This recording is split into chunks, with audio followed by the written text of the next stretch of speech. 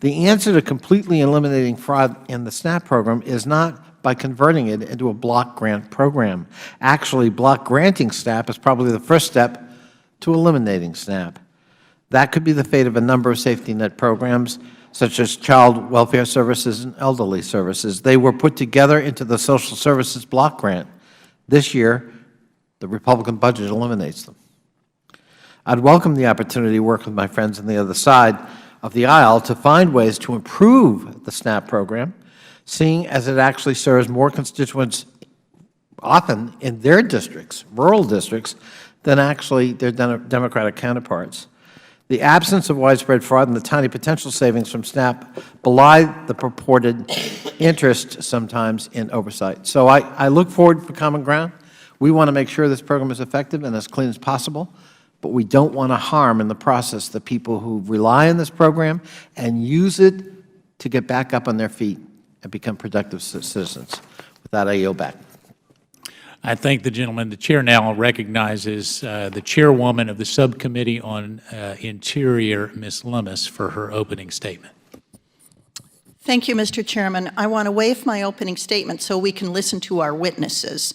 And I want to especially thank you all for being here today.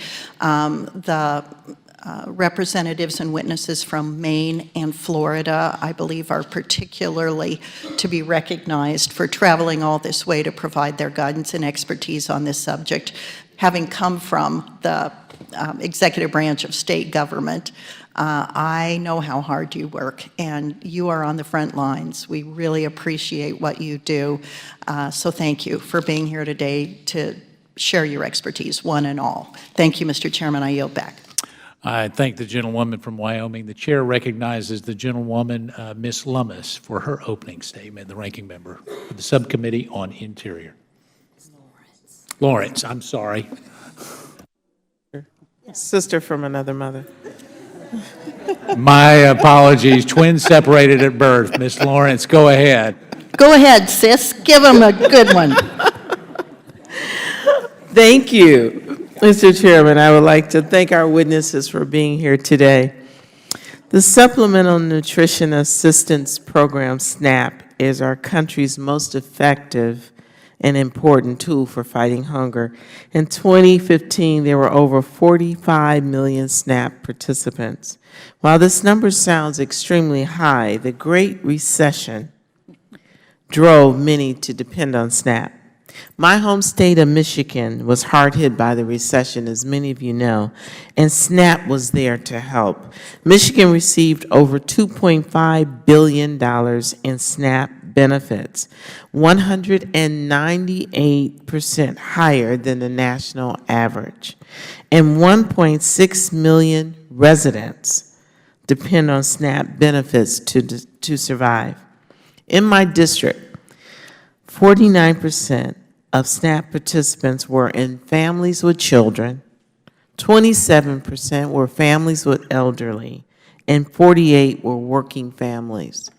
Ladies and gentlemen, understand the qualification income levels to receive SNAP, and 49% were working families. In other words, they were working poor. SNAP is not easy to get. The average monthly benefit is $126 per person. That is less than $32 per person a week. How many of you can live on $32 a week to feed yourself? Not a luxury. Food is a human basic need. Recipients must go through a rigorous application process where they meet specific qualifications and prove their eligibility. SNAP recipients must reapply every 6 to 12 months and inform the state of their income changes. There are even minimum periods of disqualifications ranging from 1 to 6 months which may be increased by the state SNAP agencies. States even have the option to disqualify an entire family for up to 180 days if the household head fails to comply with work requirements. So a child could be penalized if the parent does not comply. I would like to enter into the record the Michigan Department of Health and Human Services application booklet, which includes the types of forms families must fill out to get public assistance.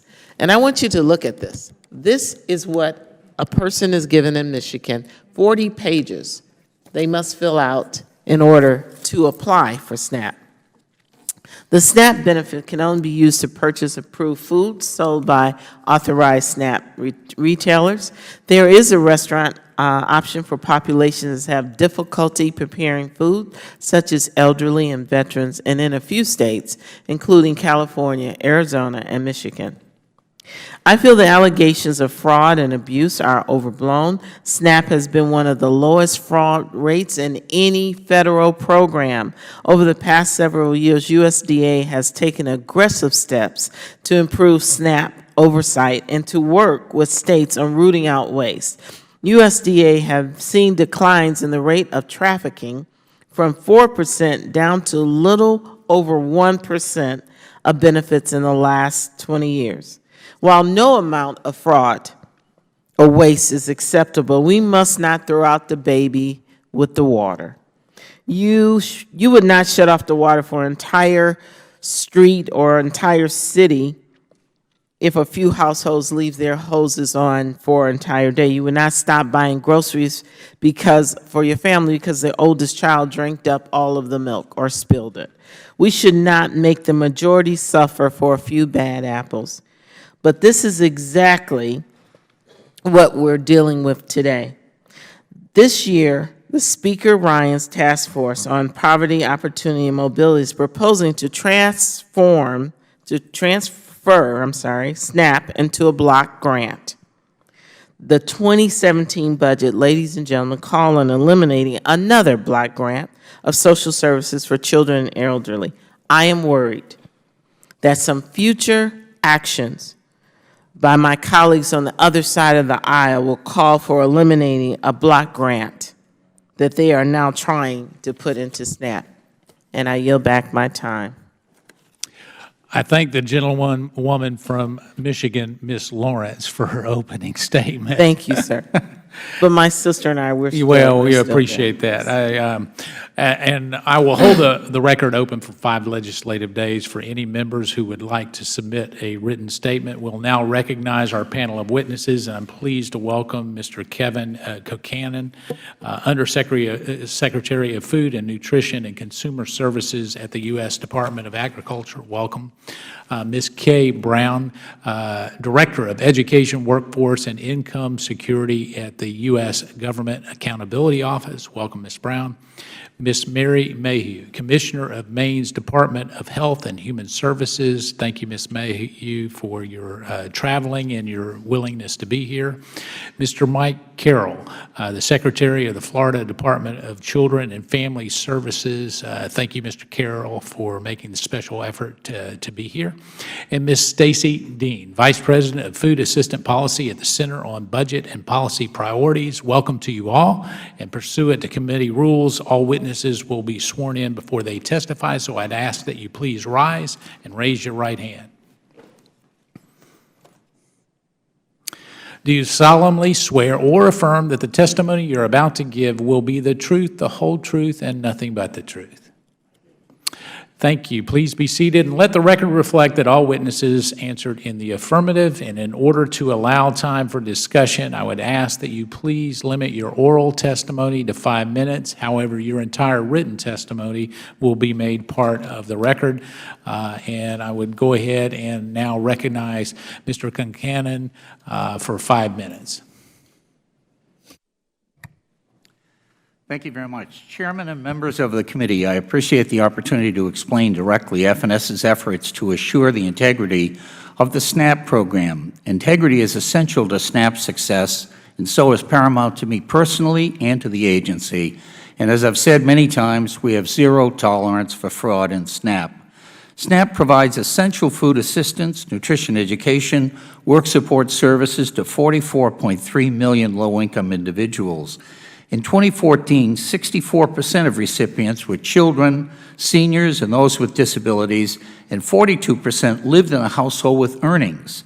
To those who claim that SNAP discourages work, I say that the data clearly states otherwise. In SNAP, those who can work must register to do so and accept a job if offered. This core program requirement cannot be waived by a state. In 2015, 13.6 million SNAP recipients were registered to work.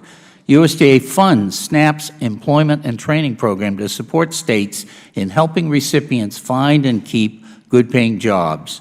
In 2015, SNAP B&T served more than 1 million recipients. Unfortunately, some state agencies do too little to use the federal funding, technical assistance, and support available. So USDA has expanded its capacity to help states meet their E&T responsibilities through the newly established Office of Employment and Training, staffed with a team with long experience at both the federal and state level. They're building a more robust foundation to monitor, improve, and promote SNAP E&T. I believe strongly that the public's concern over high SNAP participation must be resolved in the right way, by getting people jobs. The wrong way is to reduce costs, is to kick people off SNAP or worse, block grant it, which would also erode the national standards and accountability that helps make SNAP effective. Let me turn now to program integrity. USDA's focus on identifying, penalizing, and excluding those who seek to defraud SNAP has reduced trafficking from 4% to 1.3% over the last 20 years. While this is real progress, when almost $70 billion total are involved, there's no acceptable level of fraud, and complacency is never an option. Continuous attention, energy, and diligence are required. This administration is pursuing an energetic anti-trafficking strategy. First, we've organized SNAP retailer management into a single centralized business structure that targets resources to high-risk areas. Second, we use data analytics to closely track EBT transactions and identify stores most likely to traffic. Third, we've upgraded our alert system with state-of-the-art technology to better detect suspicious activity, and are strengthening policies to combat misuse of benefits and impose stronger penalties against retailers who break the rules. Store owners that traffic are disqualified for life. And on the GAO report, we're in mutual agreement and support both the findings and the recommendations of the GAO audit. These efforts bring real results. In 2015, we issued almost 2,700 sanctions against violating retailers, a 21% increase over the prior year. More than 1,900 store owners were permanently disqualified for trafficking or falsifying applications, and over 700 were sanctioned for other violations. We believe that predictive data analytics, combined with related information such as excessive requests for card replacements, can be real game changers in targeting the most likely trafficking recipients. Unfortunately, very few states really take advantage of this option, so there's much room for improvement. While the federal government is responsible for controlling retailer trafficking, action against recipient trafficking, the other side of the same crime, is a state agency responsibility. States conduct investigations of recipient fraud, disqualify violators from SNAP, and make claims to recover improperly received benefits. That said, I must caution that while some states see photo EBT cards as a solution to trafficking, it does not work as well as they may think. Let me explain. SNAP is a household benefit, so any member of that household may legally use that card. Putting one person's photo on the card simply creates confusion at the point of sale. A card with a photo cannot and will not prevent two bad actors from breaking the law. Case in point, a 2001 audit in the state of Missouri. But it is an option for states, and our main concern is that states that implement photo EBT comply with federal law and regulation. That's part of our oversight duties. One final but very important point I want to make. The majority of SNAP recipients honor the rules, play by the rules, as is true of the majority of retailers as well. The nation entrusts USDA and our state partners to administer SNAP with accountability and integrity. Americans expect and deserve their government to manage hard-earned tax dollars. Without that, we simply cannot sustain public confidence. That's why we are committed to tough action to find and punish fraud. Thank you. Thank you. Ms. Brown, you're recognized for 5 minutes. Chairman Meadows, Ranking Member Lawrence, and members of the subcommittees, I'm pleased to be here today to discuss our work on federal and state efforts to combat fraud by SNAP recipients. My remarks are based on our 2014 report with updates on USDA actions on our recommendations. We studied the efforts of 11 states to prevent recipient fraud and detect recipient trafficking. First, on preventing recipient fraud.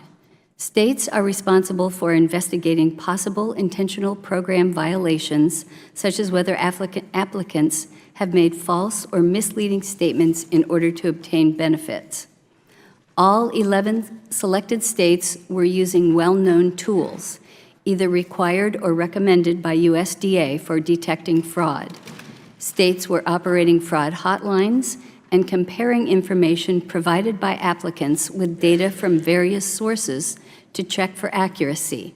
Some states were performing additional checks, such as paying private companies for data to confirm the income information provided by applicants. However, most of these states reported difficulties in conducting fraud investigations, in part due to steady or even reduced staffing levels at a time when the numbers of SNAP recipients had grown significantly. Further, the size, range of duties, and programs covered by the investigative units varied widely by state. We recommended that USDA explore ways that federal financial incentives could better support cost-effective state fraud prevention efforts. Regarding detecting recipient trafficking, concerns had been raised that recipients may be trafficking their benefits by exchanging them for cash or goods and services on e-commerce and social media sites. In response, USDA recommended states use certain free web-based automated tools to help detect such trafficking. However, state officials reported problems with these tools, and upon testing them, we found them to be of limited use. In fact, we found that manually searching e-commerce websites produced more positive results than were detected by the automated tools. We recommended that USDA reassess its guidance. We also reviewed USDA's guidance to states regarding recipients who requested multiple EBT card replacements. This can be, but is not necessarily, an indication of trafficking. We found that states had limited success detecting fraud using USDA's approach. Instead, using data we obtained from 3 states, we developed a more targeted and efficient approach. By combining data sources, we identified households that had requested multiple replacement cards and, at around the same time, had also made purchases considered to be potential signs of trafficking. This type of approach can help identify households at higher risk of trafficking for benefits. And we recommended that USDA revisit its guidance in this area. Finally, we also studied USDA oversight of state anti-fraud activities. We reported that USDA had increased its oversight in recent years. It issued new regulations and guidance and commissioned studies on recipient fraud. Also, in fiscal year 2013, for the first time, the Department examined all 50 states' compliance with federal requirements governing SNAP anti-fraud activities. Despite these efforts, we found that USDA did not have consistent and reliable data on states' activities. Its reporting guidance lacked specificity, and states did not have a uniform understanding of what should be reported. As a result, USDA could not compare activities and performance across states. We recommended the Department take steps to enhance the consistency among state reports. USDA officials agreed with all of our recommendations and are taking substantive steps in response. As you've just heard, they have made progress in studying improved anti-trafficking approaches, and they have redesigned the form states use to report investigations. However, they have yet to finalize actions that would fully address all of our recommendations. Given the significant size of the program, the reality of constrained public resources, and the constant advances in technology, it's particularly important that USDA make every effort to make sure SNAP funds are used for their intended purposes. This concludes my statement. I'm happy to answer any questions. Thank you, Ms. Brown.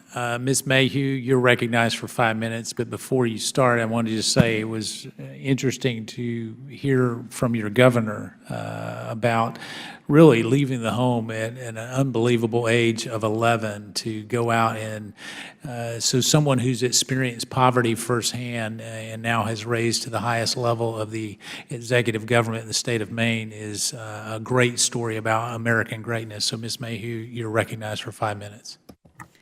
Thank you, Chairman Meadows and members of the subcommittees. I appreciate the invitation to be here today to share some of our key welfare reforms that have helped to deter fraud, protect benefits for the truly needy, and guard against waste of precious taxpayer dollars. When Governor LePage took office in 2011, he prioritized reforming Maine's welfare programs to help lift families and individuals out of poverty and away from welfare dependency. Program integrity and accountability are critical to those reforms. There is no doubt that fraud exists in these programs, and every dollar that is diverted through fraudulent and criminal activity is a dollar taken away from a child or a family in need. The programs we have put in place to reduce fraud and abuse help to ensure that taxpayer dollars are reaching those in need, not fueling criminal activity. Our program integrity efforts have focused on data analytics, engagement with law enforcement, and common sense measures to guard against fraud and abuse. I want to share a few of our efforts and make some suggestions for further improvements in the SNAP program. We have provided a number of recommendations attached to my testimony. Working with local law enforcement officials, we found regular instances of multiple EBT cards recovered in drug busts. In most cases, the cards are not issued to the suspects who are holding them. We know there is an unfortunate connection between benefits trafficking and the drug trafficking world, but current federal SNAP regulations often create barriers to pursuing these traffickers. FNS rules provide that if someone has the EBT card and the PIN, they are considered an authorized user of the card. Regulations should require authorized users to register with the welfare agency and be limited to no more than 3 per case, similar to WIC. Under federal law, states have the option of placing photos on EBT cards. Maine pursued this option to help address the trafficking in EBT cards for drugs or cash. When someone's picture is on their card, it follows that they are less likely to sell it or trade it. Maine's photo EBT program is voluntary, and we currently have about 60,000 cards with photos out of 101,000 SNAP cases. While this is a legal option for all states, myriad regulations and rules place a chilling effect on states that may be considering photos. This basic protection against fraud and abuse should be streamlined so states can implement this reform without undue burden. It would also be a reasonable step to require states to place photos on their EBT cards to deter fraud. In 2011, Maine had more than $15 million in welfare benefits spent outside of Maine, including significant amounts in places like the Bronx, Brooklyn, Philadelphia, and Worcester, Massachusetts. Our drug enforcement agents in Maine have been clear that these cities are hubs for heroin trafficking and other drugs which flow up the I-95 corridor to Maine. Our data system identifies anyone using a Maine EBT card exclusively in another state for 2 consecutive months. We then follow up to confirm Maine residency and appropriate use of the benefit. Our efforts have reduced out-of-state use, but the data still shows usage of SNAP benefits in places all over the country, like New York, California, and Florida. Federal regulations don't currently allow states to restrict SNAP benefits to certain geographic areas. We believe there should be some reasonable restrictions on the mobility of EBT cards. Often, when SNAP benefit cards are trafficked, it is in conjunction with a SNAP-approved retailer who is helping turn the card to cash that can be used to purchase things other than food. In a recent Maine case of suspected retailer fraud, a small store with just 1 cash register had SNAP reimbursements totaling nearly that of a large local Hannaford grocery store with 18 cash registers. We found numerous purchases of $300 and above in this small store that had no grocery carts. The same store is suspecting of trading cash for EBT cards and helping SNAP participants commit tax fraud. States do not have the authority to remove non-complying or fraudulent stores from SNAP participation. To assist with this problem, states should be given the authority to investigate and remove offending retailers similar to WIC. All states should operate robust welfare fraud investigation units. To incentivize this, states should be allowed to retain 50% of funds collected from welfare fraud overpayments instead of the current 35%. Additionally, federal rules should require that recipients cooperate with state welfare fraud investigators if there is a credible allegation of fraud or risk losing their benefits. Maine is determined to address the issue of fraud and to protect benefits for our neediest residents. States need additional tools. Federal laws and rules should allow and encourage states to pursue meaningful program integrity efforts without unnecessary barriers. Today, policies that combat fraud are too often sacrificed in the name of convenient and expeditious access to welfare benefits. We hope that Congress and the federal government will give serious consideration to our suggested reforms and will work to ensure that laws and regulations give states a fighting chance against fraud and criminal activity. Thank you. Thank you, Ms. Mayhew. Mr. Carroll, you're recognized for 5 minutes. Thank you, Chairman Meadows. It's an honor to be here with you today and share some insights from Florida. The SNAP eligibility process has changed significantly over the past 20 years. Today, Florida is a leader in the modernization of our social services system. Virtually every state in the nation has come to Florida to study our model.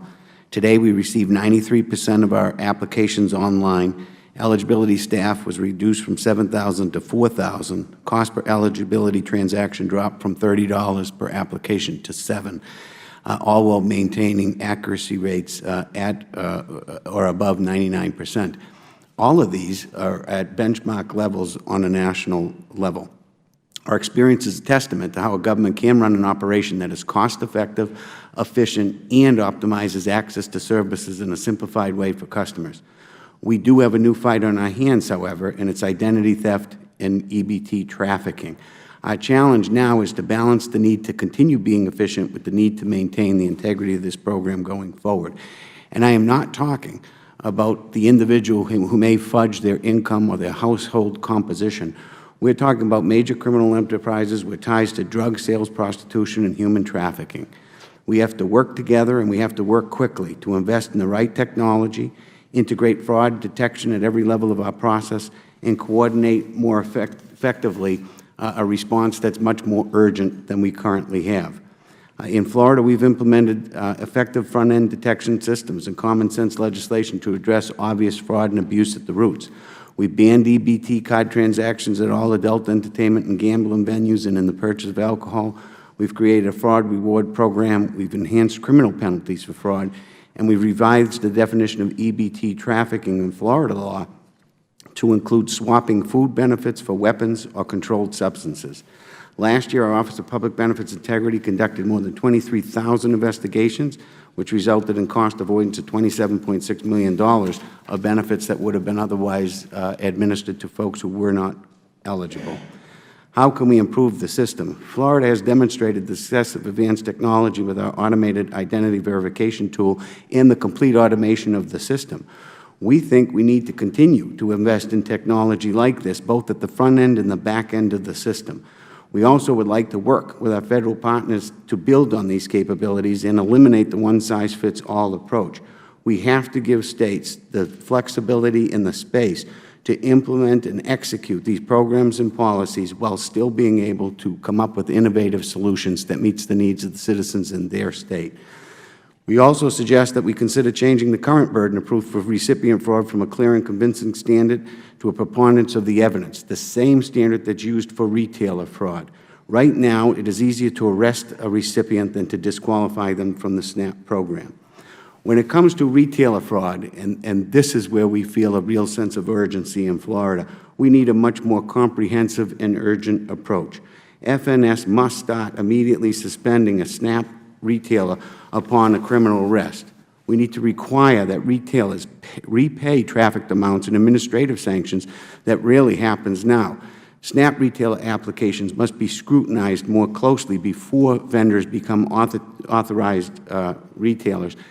And we have to change the way we provide incentives to states and move away from a pay-and-chase model and start focusing on an upfront prevention model.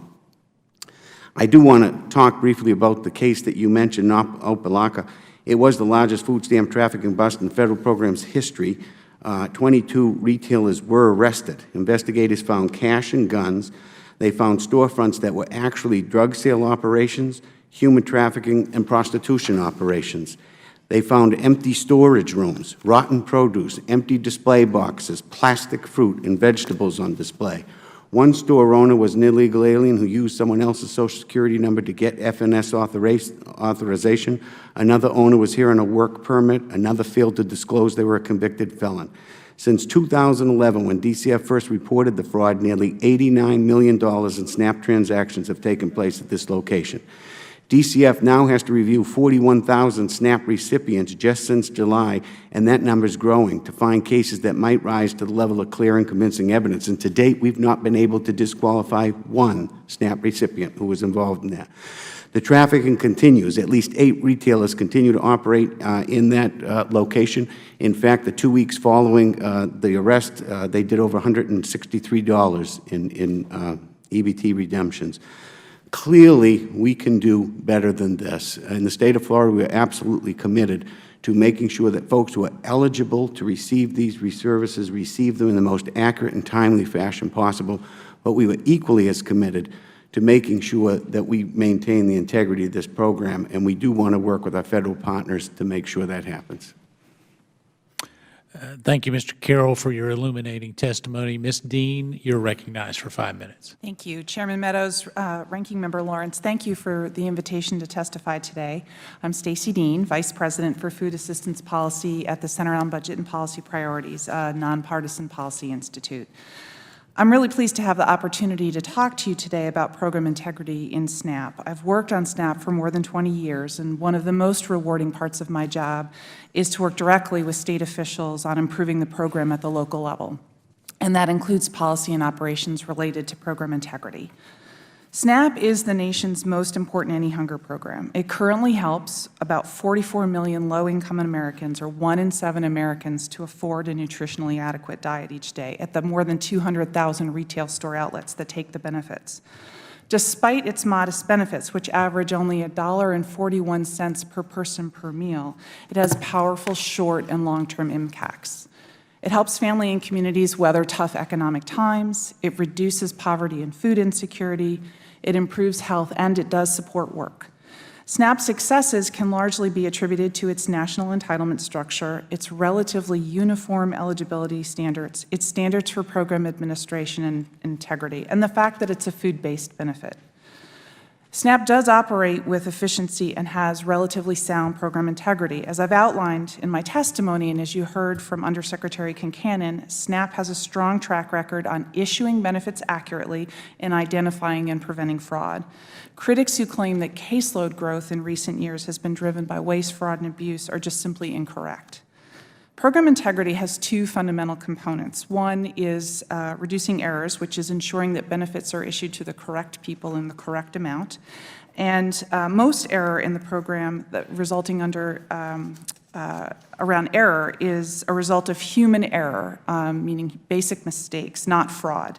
States actually report that the majority of error in, that occurs through payment accuracy measurement is their fault and not clients'. By contrast, fraud is when clients or retailers collude to exchange benefits for non-food items, or some of the unfortunate activities you've heard of already today, or intentionally lie to the program for personal benefit. Each of these issues, error and fraud, merits their own solutions. Identifying and proving a retailer is trafficking is quite a different problem than ensuring state workers throughout the country understand program rules and are applying them correctly. We support the ongoing effort to maintain and improve SNAP's program integrity. As new technology becomes available and as awareness of how problems are arising, there will just continue to be opportunities to improve SNAP accuracy and prevent fraud, and that's why the most recent Farm Bill included several new initiatives. We encourage you to assess new ideas against several criteria. The first question is always, does it work? USDA and states have a strong history of testing and trying new ideas to assess impacts in order to determine its potential effectiveness nationally, and I think the Florida demo is a great example of that. Another question is, what's the scope and scale of the problem under discussion? Some of the most egregious examples of fraud are highly isolated incidences. They are completely unacceptable, but they may be so infrequent such that they shouldn't drive the program's fundamental approach to addressing more common everyday program integrity issues. Building processes based on the assumption that everyone who uses this program is a criminal just simply isn't an effective way to run the program. Obviously, we need to look at what are the proposed solutions, projected costs and benefits. And I do think it's important to, even though this seems obvious, when a proposal is promoted as an anti-fraud activity, some are really reluctant to rigorously weigh its benefits and costs out of fear of being perceived as soft on fraud. And data matching, I think, is a very good example. High-quality focused matches to test the veracity of client statements against available data is a terrific tool, both for access and integrity. But expanding matches against data that may be completely irrelevant to a household's current circumstances is a waste of resources and could undermine integrity. Will the proposal have any negative consequences? Any new program integrity proposal needs to consider the implications on access and whether all individuals, particularly individuals with disabilities or other special needs, could navigate them. And finally, who's promoting the change? Often private vendors selling program integrity solutions are some of SNAP's biggest critics. Their self-interest in promoting the perception of a program in crisis really has to be considered. Cost, not a lack of interest or new ideas, is often our biggest obstacle to addressing fraud and error. While the federal government shares in the costs of administering the program, state budgets are often the limiting factor to ensuring the best systems and technology are deployed nationwide. Many states have downsized their program operations during the recent recession and have not yet rebuilt the capacity to take full advantage of new technology or options or the staff resources that could improve their efforts. So I look forward to the discussion today. Thank you very much. Thank you, Ms. Dean. The Chair recognizes the Vice Chair of the Subcommittee on Government Operations, the gentleman from Michigan, Mr. Walberg. Thank you, Mr. Chairman, and thanks to the panel for being here.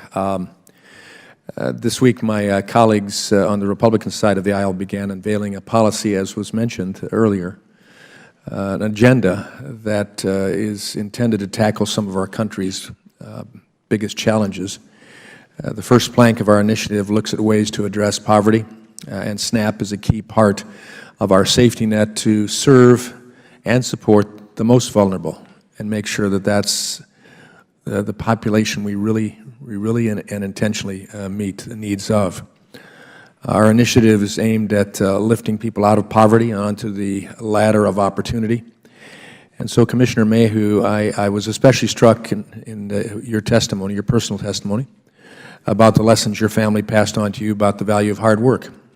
Depression era, not you. Thank you. Though my parents had the same story, but they were the ones in the Depression era, so I came from that. And they had similar lessons gained from that experience that I think have benefited me well, and apparently you also. If you would be so good, Commissioner Mayhew, as to talk in more detail about the federal SNAP regulations that create barriers, as you mentioned, barriers to your efforts to pursue those who traffic in benefits. Give us some more insight on that.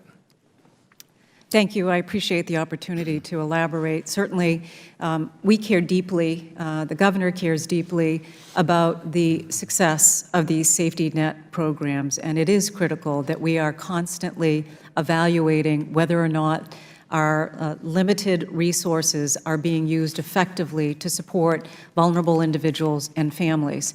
I also have the privilege of overseeing our child welfare agency, and I want to make a point and a connection about what we are seeing in terms of the challenges and truly destruction of our families when 60% of the children today who are coming into protective custody are doing so as a result of parental substance abuse. We know we have a serious challenge in our state with drugs, with substance abuse, and certainly, as I mentioned in my testimony, we know there is a connection with trafficking in EBT cards for drugs and for cash.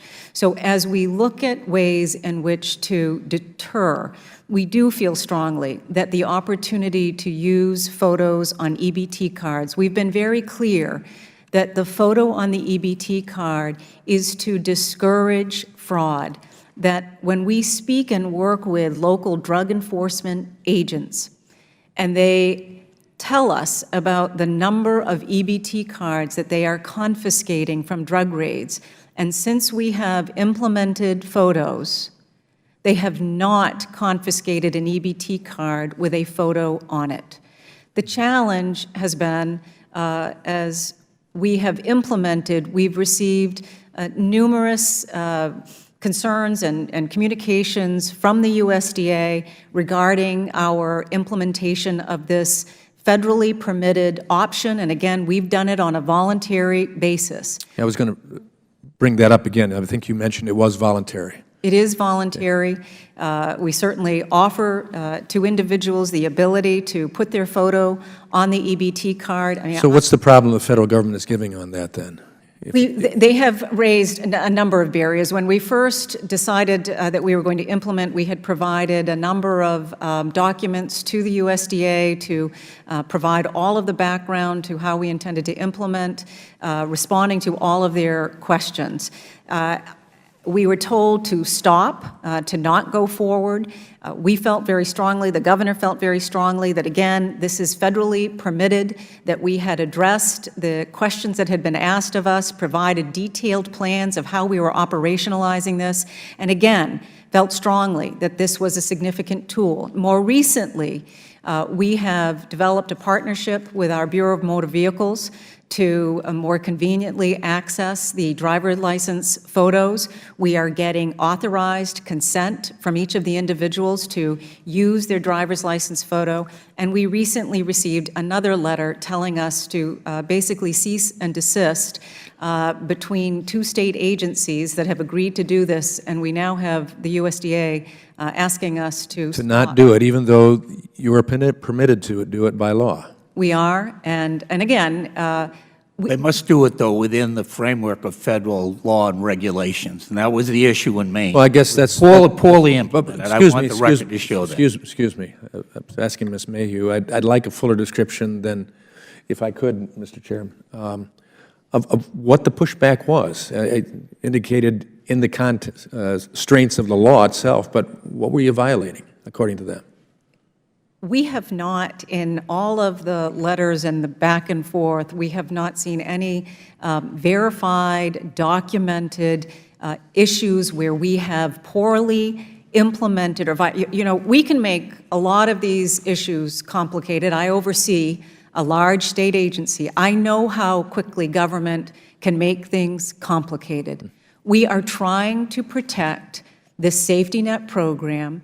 We see the trafficking in these cards that is taking away a vital resource for a vulnerable child from a family, and we have identified this as a meaningful tool to discourage trafficking. It has felt as though, and I struggle a little bit with hearing that it's an option and then hearing all of the reasons why they don't believe that it's an effective tool. So it does feel as though we're constantly receiving all of the reasons why we can't move forward. And this is an option that we have elected to pursue. We have done it in consultation with the USDA. We have responded to their questions. We have met with their staff. This dates back to the spring of 2014, that we have been working with the USDA, responding to their questions, but we want to do it in partnership with the shared goals. I appreciate that. My time has expired, but Mr. Chairman, I appreciate you giving me that extra time, because it is frustrating to hear of a state that's attempting to do something that seems to be having some positive impact, trying to do an option that they have available from federal government, continually push back. And again, the perspective seems to have come already, even in testimony, that while it's an option, yet the feds don't want it to be an option. So I hope we get it further information as we move along, but thank you. Mr. Chairman, I'd like the opportunity to respond to hold on just a second. some of that. We're going to go to the ranking member real quickly, and he probably will give you a chance to respond. If not, when I get my time, I will, okay? Mr. Concanon, we just heard the state of Maine. My goodness, all they're trying to do is make sure there's not fraud and trafficking, and they're trying to do the right thing while preserving the program and the benefits and the safety net. And Ms. Mayhew runs a big program in a small state, but and big bad federal government is just apparently, for no reason whatsoever, preventing them from doing this common sense thing. You weren't given an opportunity to respond. I want to give you that opportunity. I very much appreciate that. And just incidentally, for the record, I'm a legal resident of the state of Maine, very familiar with what goes on in the state, and ran this very same department for a number of years, so it's not news to me. First of all, it is an option to the state. We want the state, if states so elect, to adopt it, perfectly fine, but it has to be done in ways in which, for example, Maine, the business community was advised and trained on what to expect. There was a lot of confusion right at the outset. I'm very familiar with people that in the retail business in Maine, they felt they were not really adequately trained, addressed about it. Consumers were confused about it. Was it? We sent people up to a regional office. They were unclear whether it was an option or mandatory. So we simply want it done properly. We're not opposed to it. So some of what I've heard today, is really greatly overstating some of these things. So there's another side to the story. There's a considerable other side. And did at any point your office or the federal government preclude Maine from pursuing this option? No, we did not. Did you advise them they should not use the option, even though it's an option? We did not. We asked them, though, before they proceeded to make sure that they had done the training and so on. They insisted on going ahead. Okay. Hence, we have the problem. Let the record show, Mr. Chairman, that we have contradictory testimony in that matter. Apparently, there's another side of the story. Ms. Dean, what would happen if we took this program and just made it a block grant? What's wrong with that? Please, Microphone. Thank you. I think the single most powerful element of the program is its entitlement structure. It responds to increased need, whether that's at the national level when we have the kind of significant and deep recession that we had several years ago, the state level due to a downturn, or a community or even an individual family household level. When their income goes down, they can apply for benefits and the program is available. Why couldn't they do that if it were a block grant program so that Ms. Mayhew or Mr. Carroll could manage it and decide? Across the board, block grants come with capped funding, and that funding— With what? Capped funding, fixed capped funding that does not increase year Oh, so the fine print in block granting is we also cut the program. Absolutely, both in terms of erosion due to inflation, not responding to need. Well, let me ask a different question, because, I come from Northern Virginia, and while we love all Virginians and we love our General Assembly, we do tremble when our fate is in the hands of Richmond. And we sometimes describe Richmond as 300 years away. And when someone wants to block grant something or give the authority to regulate to Richmond rather than directly to the recipients, say in my corner of the world, Northern Virginia, we get nervous because formulas change. And urban and suburban populations often end up paying a price. Now, if we block grant this program, could it also affect who receives benefits? Not only the finite amount, but could we find that states start finagling with who qualifies and who might receive what benefits? Absolutely. I don't actually think you even need to describe it as finagling. I can't hear you. Yeah, you don't need to describe it as finagling. States would typically, under a block grant, they're given the authority and power to set eligibility rules and standards. Which is different than the status quo today. Yes, it's a national program. So the feds, under the national program, decide who's entitled and who's qualified. The Congress sets the rules. Right. And so if we block grant it, that transfers that right and that authority to the states. Yes, it does. And that's a mixed bag from a recipient's point of view. Yes, it is, and we've seen it be a mixed bag under cash assistance. Flexibility allows states to try and test new things, some of which can be terrific positive innovations. But the incredible downside with flexibility is the fact that states have balanced budget requirements, and frequently when they face a test against their budget, they need resources, say because they've had a downturn. We've seen them turn to block grants as a way to divert funds from that core purpose, which in the case of SNAP is food, to other purposes to meet their shortfalls. Thank you. Votes have been called, and I thank your indulgence, Mr. Chairman. I thank the gentleman. They have called votes, which is an unfortunate aspect for each one of you. Unfortunately, it looks like we've got 3 votes. I don't anticipate that we will be back before 3:30, so that will give you, you can go get coffee, do whatever you need to do, but we will stand in recess until 3:30.